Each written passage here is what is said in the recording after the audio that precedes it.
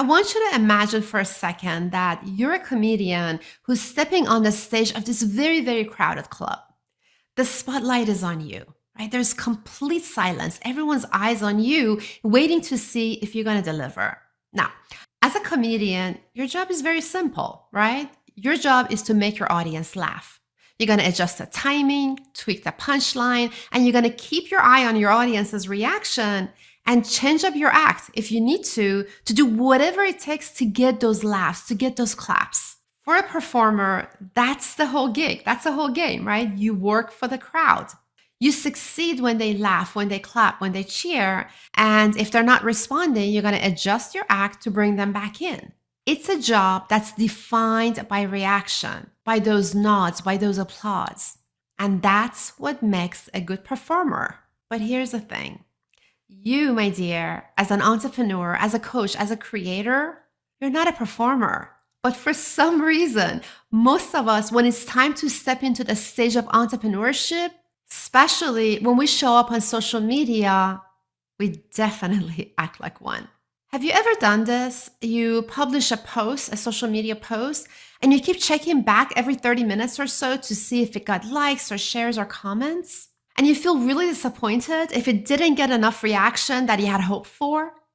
And it actually stings a lot more when you put something that you thought was going to be very, very valuable, and that piece in particular didn't perform as well. But then the next day, you post the Happy Tacos Day, and that post gets a ton of reaction.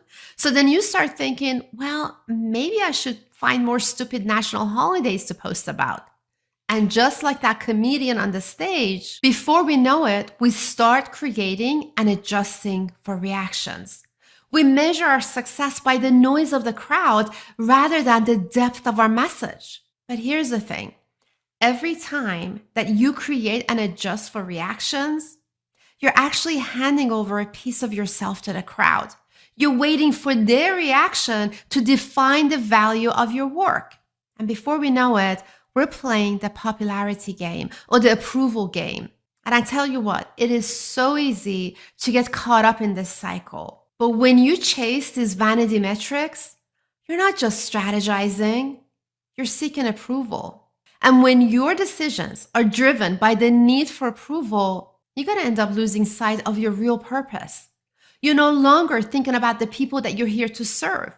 You're thinking about how to win the approval of the masses. And you know this better than I do, that chasing approval is a trap that's going to distract you from doing your best work. So today, we're going to dive into why this happens, how it's going to keep you from doing your best work, and how you can shift your focus to what really matters, which is guiding your audience with conviction and confidence. First, let's talk about what's really happening when we fall into the trap of seeking approval.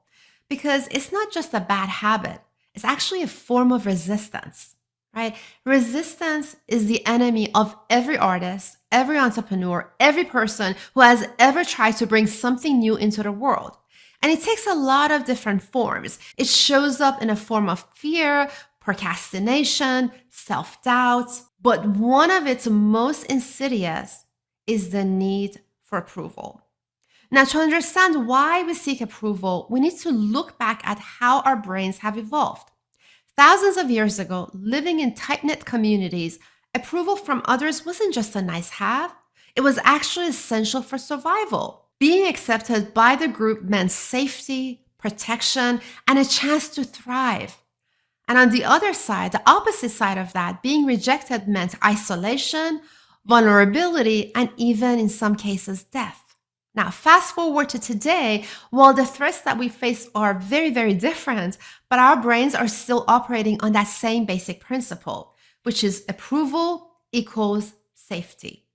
This ancient survival mechanism, which once kept us alive, is now actually sabotaging our success by keeping us focused on the wrong things. It convinces us that if we can just get to that next like or that positive comment, we're going to be safe. And at the same time, it drives us to avoid the pain of rejection, the pain of criticism, the pain of failure. But this safety that your brain is craving through approval is an illusion. It's a comfort zone that feels secure at that moment, But in reality, it's a cage that's going to keep you from expressing your true voice and achieving your true potential.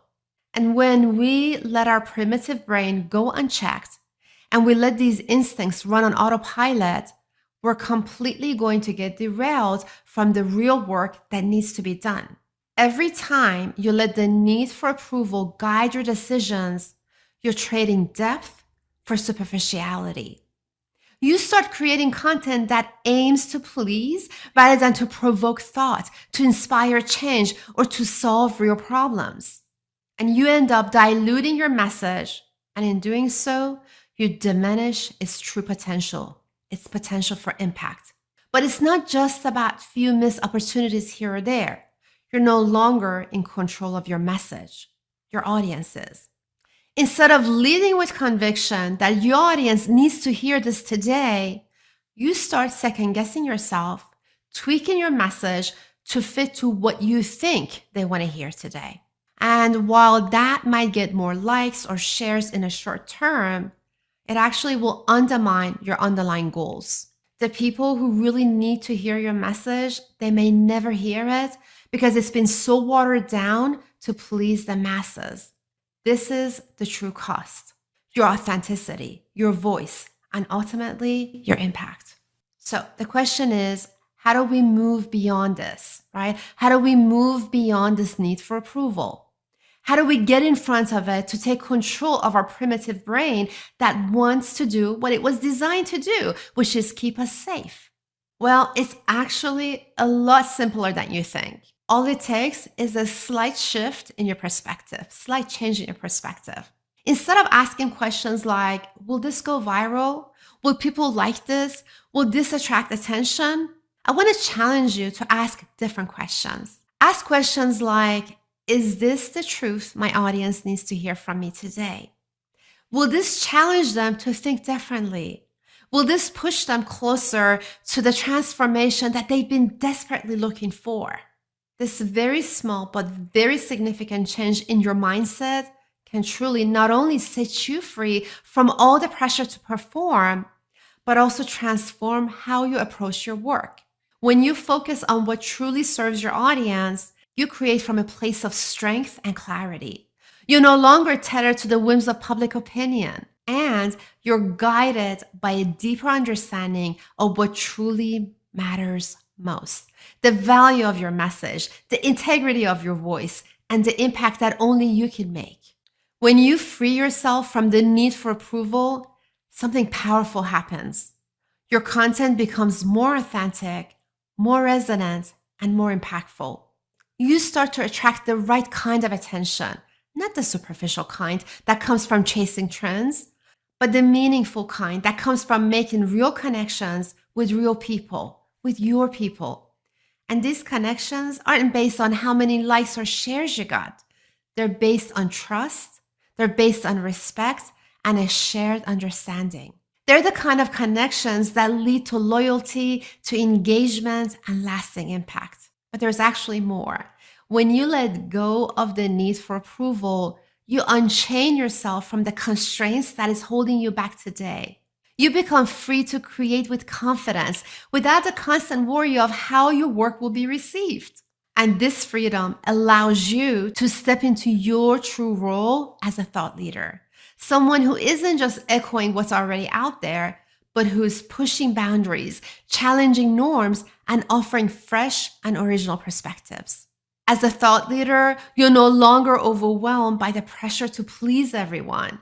Instead, you're focused on leading your audience to new heights, to new ideas, to new ways of thinking. Your voice becomes stronger, more distinct, and more influential. And you start creating content that not only resonates, but also drives change, inspires action, and positions you as a trusted authority in your field. This is the ultimate reward: being unchained from the need for approval, confident in your voice, and free to make the impact that you were meant to make. And this is how you end up building a legacy, how you truly lead, and how you create work that truly matters. This actually reminds me of a story my grandfather used to tell me. You know, one of those tales with a lesson that stays with you for a long time. It was about a man who arrived in a village. It was a craftsman who set up a small shop and began creating furniture pieces that left a lot of people puzzled. His work was very strange, very different. His pieces had unusual shapes and weird, striking designs, right? Nothing like the sturdy, practical chairs and tables that the villagers were used to. And people didn't know what to make out of all of that. They'd shake their heads, whispering, and some people even joking about the strange craftsman and his odd creations. But the craftsman kept on going, undeterred. Day after day, he'd be there in his shop, shaping, carving, completely absorbed in his work, unaffected by all the whispers and murmurs that was outside his door. And some well meaning villagers even tried to advise him to help him out, right? Telling him, well, why don't you make pieces that people will recognize? Something simple, something familiar. You'd have more success selling those. But he'd just smile and say, craft with purpose, not for praise. Eventually, word began to spread around the village. People who had once laughed were now saying, his chairs are actually very comfortable.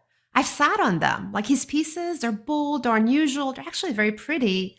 And unlike anything we've tried before, they're incredibly comfortable. And eventually, people from neighboring towns started traveling to buy his work, eager to own one of his strange, beautiful, and comfortable creations. And even nobles and kings and queens were paying fortunes just to own one of his pieces. The same villagers who had once laughed were now gathered outside his shop, hoping to catch a glimpse of one of his newest creations. And that saying has always stayed with me. Craft with purpose, not for praise. There's something powerful in that kind of conviction, that purity of purpose, isn't it? There was this integrity in his process, an unwavering focus on the work itself. And I think we forget that sometimes, that when we're guided by what feels real and what feels true, the work takes on a whole new life of its own. Approval may come or it may not, but that's not what gives our work its worth. Now, as we close today's episode, I want to leave you with this thought. The most powerful thing that you can do for your message is to let go of the need for approval.